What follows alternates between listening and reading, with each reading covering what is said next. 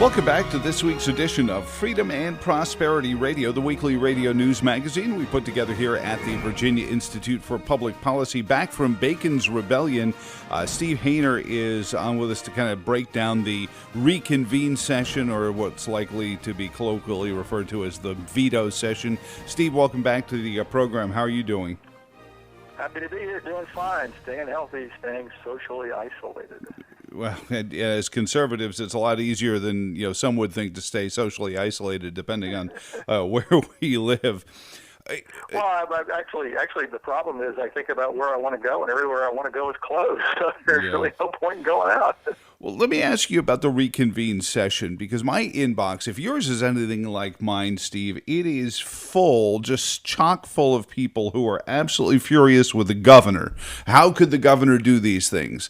And I shoot back, not in the governor's defense, but in a lot of ways saying, listen, let's not ascribe too much to the governor. I don't think Ralph Northam deserves that kind of gravitas. This was all duly legislated stuff by a General Assembly that, quite honestly, from where I sat, the Republican Party allowed to slip from their hands. I agree. I mean, these were bills that passed, and to their credit, they were bills they talked about during the election. I mean, it's not like they lied about their plans for minimum wage. It's not like they lied about how close they were to various union issues. They didn't lie about how they were going to try to repeal right to work. They were quite open about it. And then they got to Richmond, they had the votes, and they proceeded to do probably 75-80% of what they wanted to do. So, after the session and as the COVID crisis hit, there was a lot of pressure on the governor to relent, to take some of this stuff back. He did delay the minimum wage. He did delay the public employee unionization proposal for counties and cities, but he didn't repeal it. He didn't veto it. I mean, he didn't put it on an effort to reconvene. Put a reenactment clause that would have required it to come back to the 21 session. So, as I wrote on Bacon's Rebellion and elsewhere, the revolution is merely postponed. It's not canceled. And he was a part of it. He was a part of the strategy. But again, I do think it's the leaders in the General Assembly who are gleefully doing what they promised to do. And I pointed this out to our listeners at the time. If Republicans legislated the way the Democrats do, we'd have a whole lot more protections for life and voter integrity and private property, because it seems like when the conservatives take a majority in the House, you get maybe 25-30%, and the rest is sort of explained away by saying, well, we're trying to work on both sides of the aisle, build coalition. I looked at some of the committee assignments, and these committees in a Senate that was one vote shy of 50-50, the committees were 70-30. And I said, well, how can you get away with that? But they write the rules, and that's the way the Constitution lays it out. Well, and in all fairness, there were some committees that were that unbalanced when the Republicans were in charge. They've been playing that game back and forth since I got here in the 80s. So, the House actually has a better record of being fair on committee assignments. Although if it's a split vote, the majority party will take the half seat as opposed to divide it. So if it should be 7.5 Republicans, it'll be 7, not 8. But at the same time, I think their House has done a better job. The Senate has not. The Democratic coalition has always been stronger, more organized, and more focused once it gets what it, and what's kind of missing, people haven't realized what they've done. They're starting to wake up what they've done on the election side. So all these changes they've made in the election laws are going to make it far easier for them to hold on to the power that they now have. Well, it's going to be far easier. And now that you've got an attorney general who is agreeing with the ACLU that people don't need to have a witness for an absentee ballot. I was going to go there next. Somebody can sit there and fill out 20 absentee ballots and mail them back in, and you'd never know it. Well, we actually had a case of that in Louisa, where one guy at a senior living facility mailed everyone's absentee ballot back in. Right. And at that point, you're hoping that you can find the witnesses for it, but with the same day registration, with the no photo ID requirements, and now no witness absentee, it's going to be very hard for a conservative-minded person unless they can kind of swallow their constitutionality, and maybe play the same game the left is doing. Yeah. I've always admired the single-mindedness of the left. When they get power, they know exactly what to do with it, and they do it very, very quickly. This is something that Newt Gingrich was talking about again in the 80s and 90s, and nothing's really changed. It's interesting to look at the party building, Steve, from where you sit. Steve Hayner with Bacon's Rebellion. I've heard quite a bit of rumbling about the Republican Party of Virginia, the state central committee, its construction, who's on it, and its inability to come up with candidates in some of these districts, partially due to the fact that President Trump is a decidedly un-Virginian soul, and a lot of Virginia Republicans just said, you know what, if he's the head of the party, I'm going to go fishing. And the party was just ill-prepared with a poor bench that they had been warned about for years. What do you think the future is of the opposition party, let's call it that for now? Well, I'm hoping that some of the overreach we've seen in this COVID crisis, people will wake up and say, wait a minute, the government did too much, the government took too much power, the government took away too much liberty, and that might inspire some folks to get more involved. I don't know that it will, but I'm kind of hoping that. Again, I think the problem is that that's another topic. I mean, if you want to talk about that, we could take an hour. Oh, that's true. If you want to talk about the veto session, I think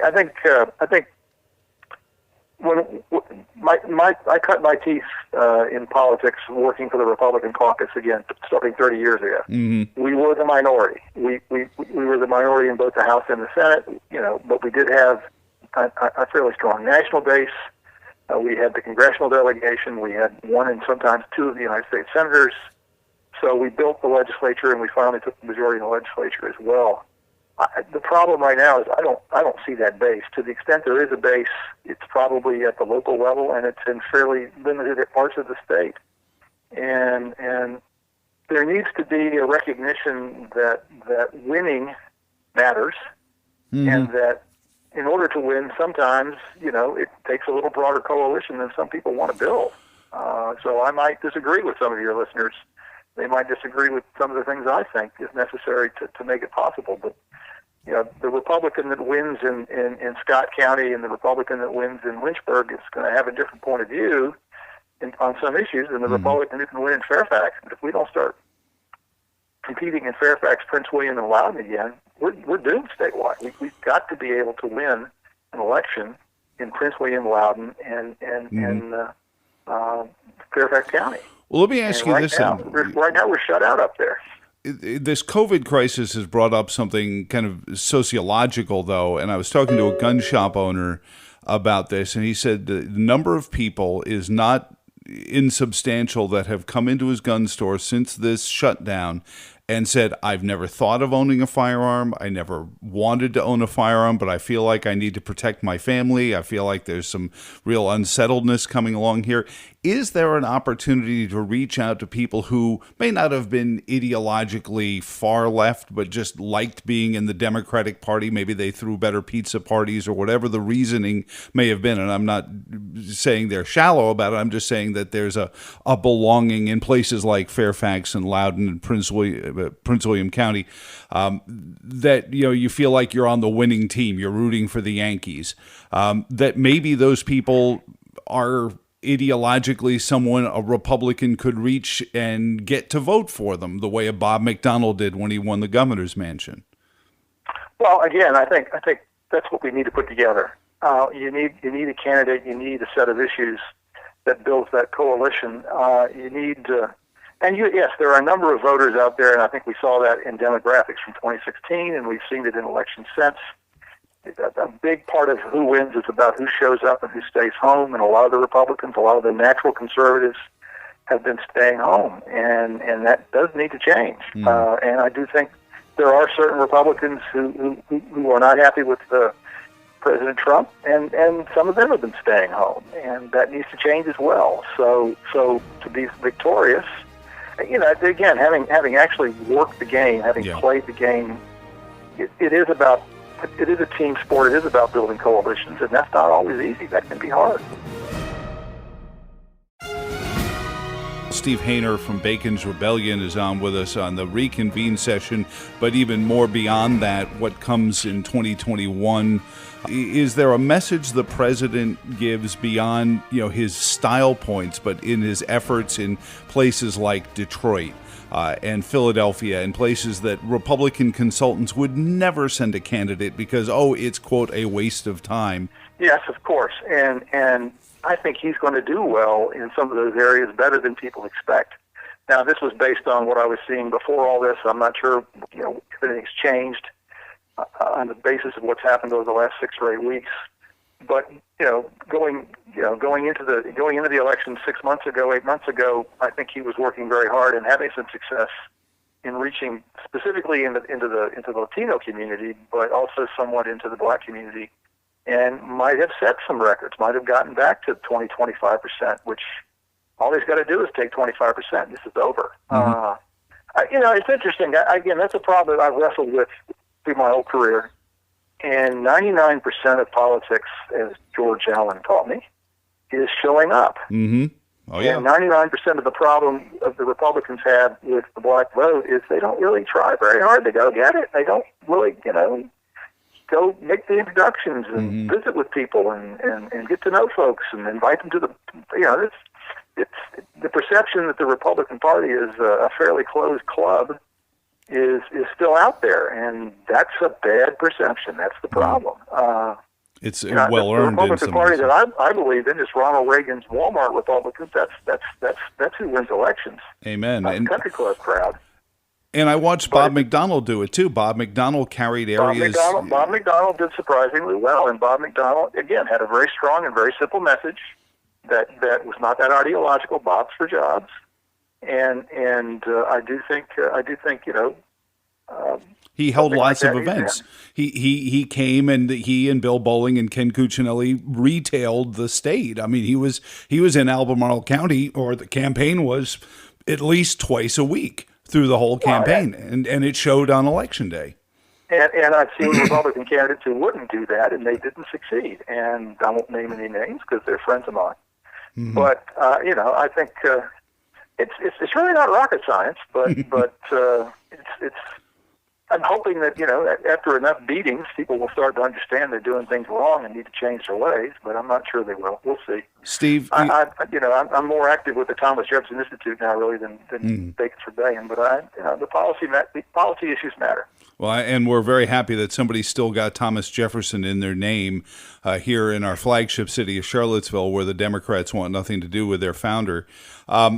Which would probably tell you a lot anyway. Last one, bouncing back to the Reconvene Session and some of the things that the governor waylaid because of COVID-19 and the economic devastation that it's caused, some self-inflicted. A lot of these office holders, a lot of the new Democrats that are leading the House and Senate were elected, in and on the coattails of a fairly good economy. Will they have a tough time, in your view, making the same case in 2019 because of the changed economic landscape of Virginia? Yes, I think they will. I think it'll be very clear by fall of 21 that Virginia is no longer one of the top states for business. Certainly, no longer the number one state for business.